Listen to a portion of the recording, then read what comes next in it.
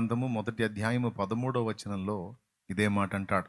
వారు దీని చేత అభ్యాసము నొందవలనని దేవుడు మానవులకు ఏర్పాటు చేసిన ప్రయాసం బహు కఠినమైనది. అభ్యాసం ట్రైనింగ్ అండి. ఇదే మాట ప్రసంగి 3:10లో కూడా అన్నాడు.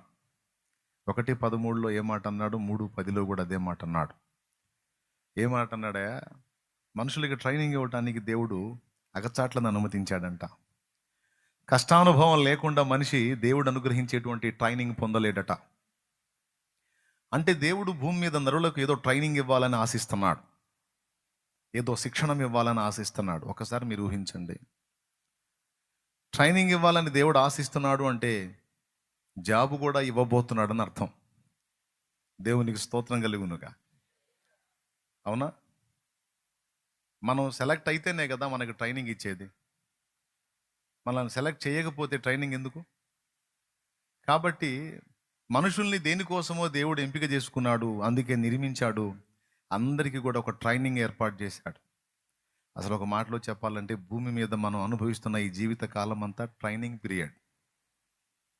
అర్థమైందా? ఇది ట్రైనింగ్ టైం.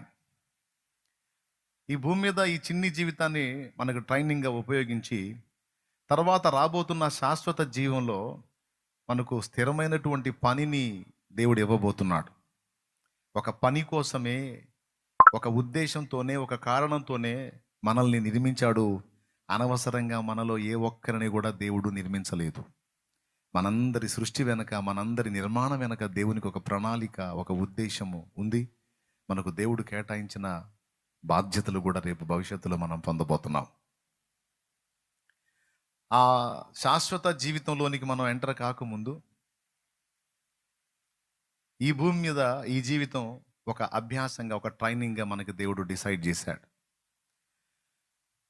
మీరు గమనించండి, ఎవరినైనా ట్రైనింగ్లో తీసుకుంటే కొంతమందికి 3 నెలలు, కొంతమందికి 6 నెలలు, కొంతమందికి 1 ఇయర్ ట్రైనింగ్, అట్లా ఉంటుంది ఆ పని యొక్క తీవ్రతను బట్టి. ఆ తర్వాత ట్రైనింగ్ పీరియడ్ అయిపోయిన తర్వాత కొన్ని సంవత్సరాలు వాళ్ళని వాడుకుంటారు జాబ్ ఇచ్చి. ఈరోజు మనల్ని కూడా దేవుడు ట్రైనింగ్లోకి తీసుకున్నాడు అంటే మనకు దేవుడు నియమించినటువంటి పని, జాబ్ ఏదో మనం పొందబోతున్నాం. ఇక్కడ మనం కొంత చేస్తాం దేవుని పని.